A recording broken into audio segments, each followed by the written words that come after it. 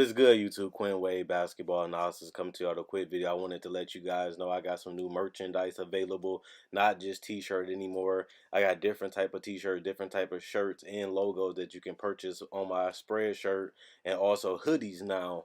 We have expanded and added more to the channel and more merchandise for the brand. Thanks for supporting. It will be in the description and the links will be in the comment section below. Thanks for helping me and supporting the movement. Quinn Wade Basketball Analysis. I'm going. What is good, YouTube? Quinn Wade Basketball Analysis coming to you with a quick video. We're going to talk about Joshie Jackson, a guy that was a high pick in the draft.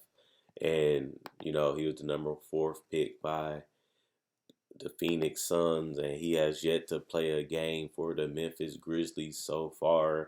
But with Grayson Allen going down, Josh Jackson was called back up from the G League to have a chance to play some minutes if they allow him for the Memphis Grizzlies for the first time in his career, as he has been with this team majority of this season, but he has played in the G League for the whole time, not really getting any NBA action as the season has continued to go through. But with an injury opens up a door for him, and the next man up mentality kicks in. You start to look at it from Josh Jackson perspective. This is a guy that had put up 13 points per game as a rookie and 11.5 points per game last year, and he started 35 games in his freshman year, sophomore year 29 games. But he did show that he can somewhat still get to the basket and finish.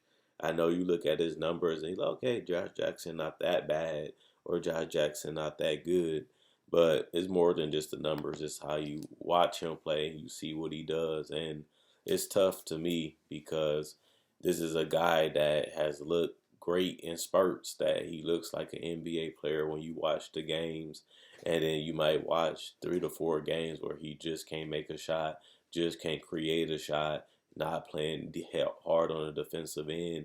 And one of the things that people said about him when he was getting drafted, like, this guy has a motor. This guy likes to get up and down. This guy likes to go out there and compete.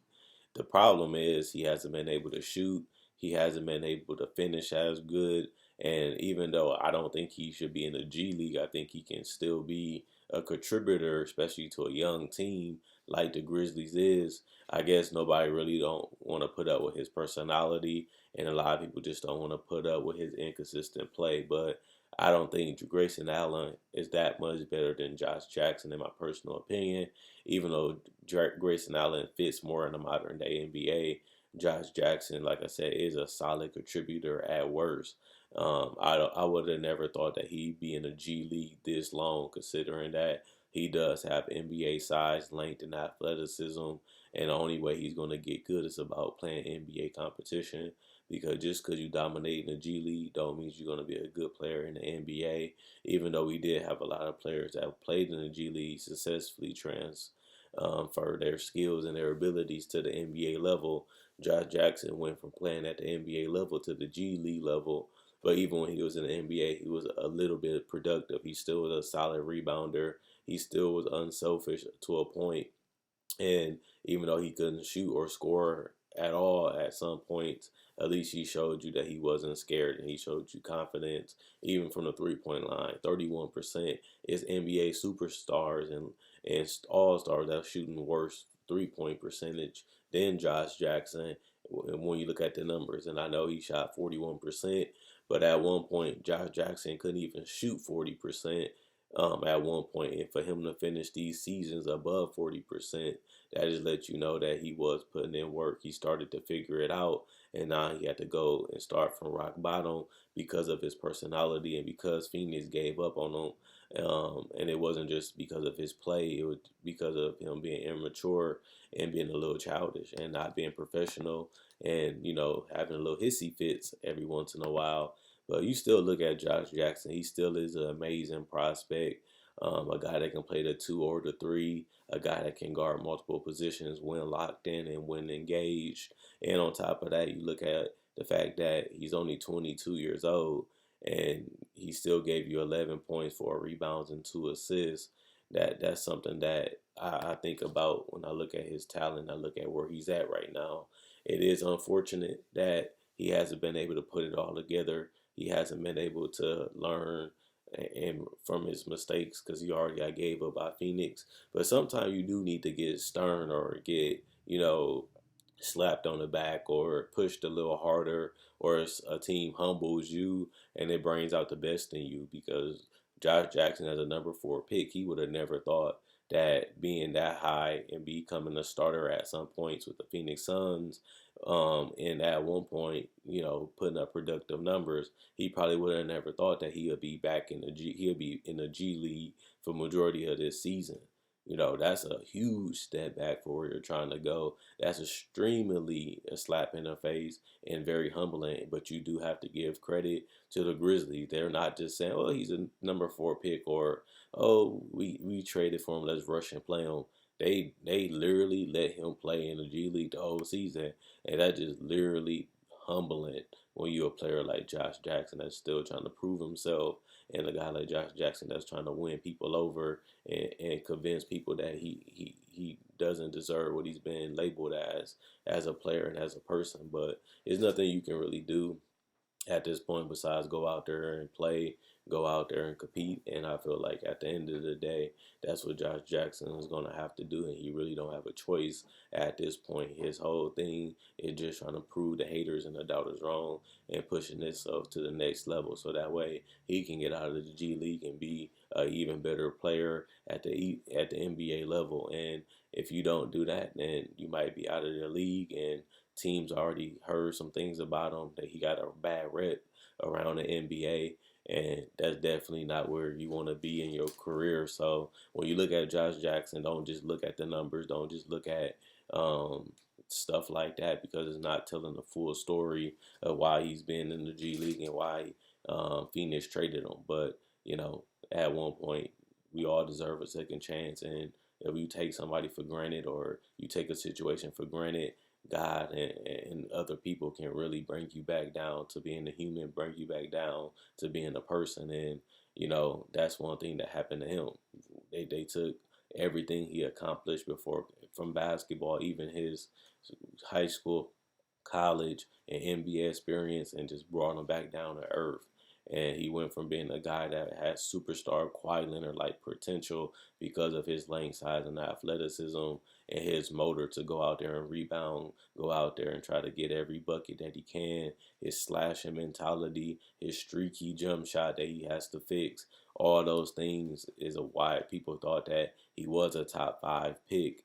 And it does make sense. But, one thing people don't understand about being in the NBA is more than just playing basketball. You have to show improvement. You have to show growth. You have to show that you want to be great. You have to go out there and be early to so people see that you have a good work ethic. You got to be who you are as a person, but also be a professional. And if you can't do those things, you're replaceable. I try to tell everybody that everybody in the NBA is replaceable. We've seen a lot of superstars over the year get traded. We've seen a lot of players that you wouldn't think would get traded over these last couple of years. Top 5 players, top 10 players, players you thought that was loyal, players that people thought that the organization was loyal to. Outside of Kobe and Dirk, everybody's been moving. And everybody, if they leave or get traded, other teams have shown that they can make it to the playoffs without them.